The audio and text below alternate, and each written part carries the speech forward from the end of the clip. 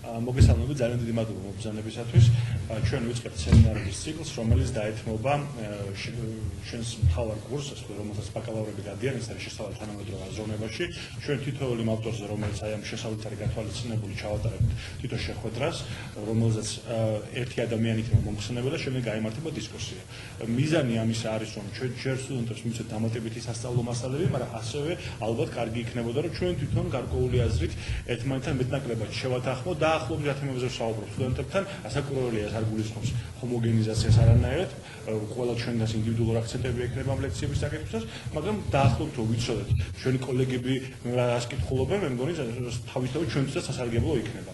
პირველი ესე ვთქვათ სემინარი დაეთმობა ყველანაირი წესით, ასე ვთქვათ, პირველ ავტორსა და ასევე პირველ მოხსენებას ბატონ გურამ თევზაძეს, რომელიც წაიკითხავს პლატონის გამოქვაბულ მითზე მცირე მოხსენებას და შემდეგ უკვე ჩვენ გვექნება შესაძლებლობა კითხვების და დისკუსიის. ბატონ გურამ გთხოვთ. პლატონის გამოქვაბულის მითზე რო ვილაპარაკოთ, წინასწარ უნდა ტერმინოლოგიაში შევთანხმდეთ. შეიძლება ითქვას, რომ რამდენი სერიოზული მკითხველი ყავდა პლატონს, იმდენი პლატონი იყო. სხვა იყო არისტოტელეს პლატონი, სხვა იყო პლოტინის პლატონი, სხვა იყო აორდინების და ასე შემდეგ. აბსოლუტურად პირდაპირი მნიშვნელობით. ის პოზიცია, რომელსაც მე მოგახსენებთ, გულისხმობს, რომ ფილოსოფია არის დასაბუთებული მსოფლმხედველობის აგების ცდელობა. რომ მსოფლმხედველობა სამი ტიპის არის, ამ შემთხვევაში მე დილთაის ვემყარებით. ერთია მითოსის საფუძველზე აგებული მსოფლმხედველობა, მეორეა რელიგიური, მესამეა ფილოსოფიური, რომელზედაც მოგახსენებთ, რომ ეს არის დასაბუთებული მსოფლმხედველობის აგების ცდა. გავრცელებული თვალსაზრისით, თალესი პირველი ფილოსოფოსია, რომელმაც მიმართა მსოფლმხედველობის დასაბუთებას განსხვავებით მითოლოგიისაგან. ყოველ შემთხვევაში ჩვენ სხვა საბუთები არ აგვაქვს არისტოტელეს მიმარებით. არისტოტელე ამბობს, რომ ისიც ამბობს, რომ ამბობენ, რომ პლატონი, როცა არისტოტელე ამბობს, რომ თალესი, როცა ამბობდა, რომ ყველაფრის საწყისი არის წყალი, ცდილობდა ამის დასაბუთებას.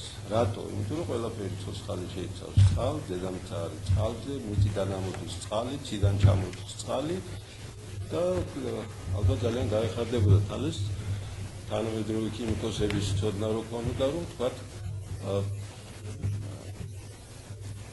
ბაზალტის ქვა დაშალო ან გრანიტი წყალი გაიქნება მისი შემადგენელი ნაწილი. ესე იგი, აქ თავარი ისაა, რომ დაიწყო ახალი ერა რაღაცა, როცა ცდილობენ დაასაბუთონ პირველ საწყისები. მითში პირველ საწყისს არავინ არ ასაბუთებს, რომ თქვა ზევსია პირველი და მისი გაძმები ვინ არიან და ასე შემდეგ. ეს მიღებულია, ამის შემდეგ ხდება ცდელობა, ცხადია მოცემული კულტურის სამყაროში მოწესრიგებისა, სადაც იყენებენ აღმოსახვის ძალასაც, გონებასაც, ცხადია ემპირიასაც, მაგრამ ურატომო, ესე იგი ისეთი, რომელიც კითხვას არ უშვებს, არის გამოსავალი წერტილი. რაღაც პრინციპი. ფილოსოფიაში ასეთი პრინციპი არ მუშაობს, ყველგან უნდა იყოს რაღაც დასაბუთება. აქ ბუნებრივია მითის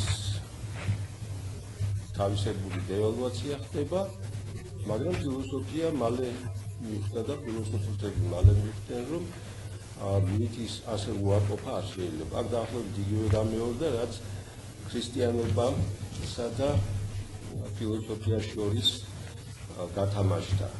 ესე იგი, უდიდესი თეოლოგი პავლე მოციქული ამბობს ბერძენ ფილოსოფოსებზე, რომ განაცოფა ღმერთმა სიბრძნეში ამას სოფლის არის, მაგრამ შემდეგ უკვე კლიმენტ ალექსანდრიელი იტყვის, რომ როცა პავლე მოციქული ამას ამბობდა, ეპიკურელებს გულისხმობდა, თორე საერთოდ ფილოსოფიაზე ხო არ იყოდა ამას.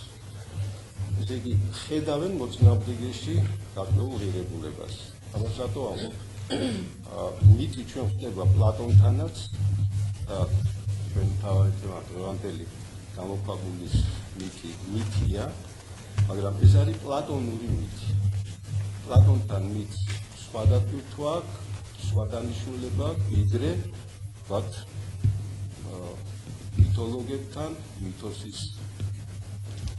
მითოსის სამთავროს მითს ის არაერთხელ სხვადასხვა დიალოგში, აი ამ 25 ნამდვილად მოიხსნება დიალოგი პლატონის, ეუბნება მსმენელებს, მისმინეთ, როგორც ბავშვები უსმენენ ზღაპრებს. ეს არ უნდა გაიგოთ ისე, რომ თქვა სახელმწიფოში ან ტიმაიოში როგორ ქმნის ღმერთი სამყაროს.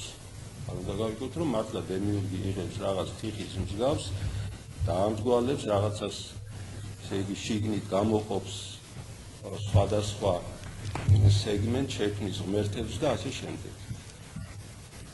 ეს უსმინეთ როგორც ბავშვები უსმენენ ზღაპარს, ნიშნავს, რომ ეს ასე კი არ იყო, თქვა ასაფის თეორიის თვალსაზრისით, მაგრამ პლატონი პირდაპირ რაღაც ამის მსგავს.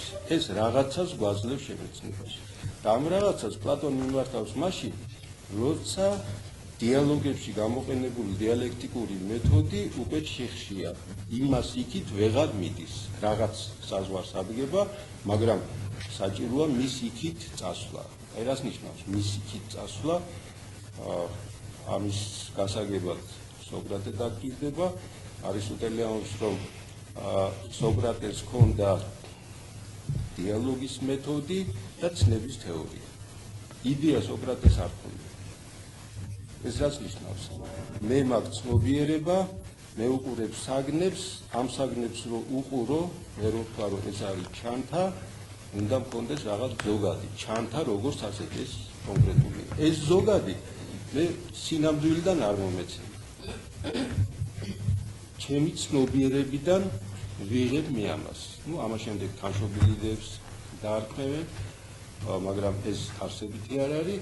თავარია ის, რომ კონკრეტული სინამდვილება, მე ამ კონკრეტულ სინამდვილეში ვერ ყვევი იმით, რაც არ მომეცემა კონკრეტული სინამდვილიდან. მაგალითად, ორი საგანი ტოლია. შეიძლება სინამდვილეში ორი საგანი როგორც ლაიბნიცი ამბობს არის ტოლია, არ არის, მაგრამ თავარი ის არის, რომ ტოლობის გარეშე მე ვერ ვიტყვი, რო არ იცოდე რა არის ტოლობა, ვერ ვიტყვი, რომ ორი საგანი ტოლია. ეხლა დგება საკითხი, გარე რეალობაში არ არის ზოგადი. ჩემ ცნობიერებაში არის, მაგრამ საიდან არის? არის ორი გამოსავალი. ერთი, ან მე ვარ ეს დემიურგოსი, ამის თქმა ბერძენისთვის ძალიან ძნელი იყო, ან და მე უნდა რაღაც სხვა წყარო ვნახო. და პლატონი იტყვის, ესე იგი სოკრატე ვიმეორებ, არ გადის გარეთ. მას აქვს ემპირია, თავისი მეთოდი, სოკრატული დიალოგი და ცნება.